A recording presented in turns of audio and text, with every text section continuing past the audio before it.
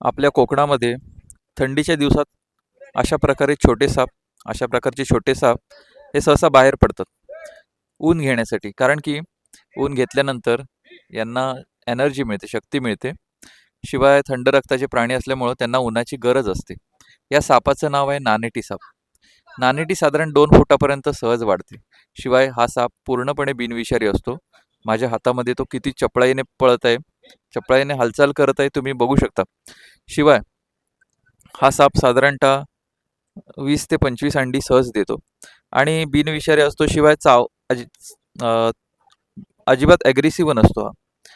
त्याच्यामुळे माझ्या हातात बघा तो एकदा सुद्धा चावत नाहीये. इथले झाडीत जात होता, तितक्यात मी त्याला पटकन उचललाय. हा नानेटी साप आहे आणि अंगावर त्याच्या इतकी सुंदर डिझाईन आहे, तुम्ही बघू शकता.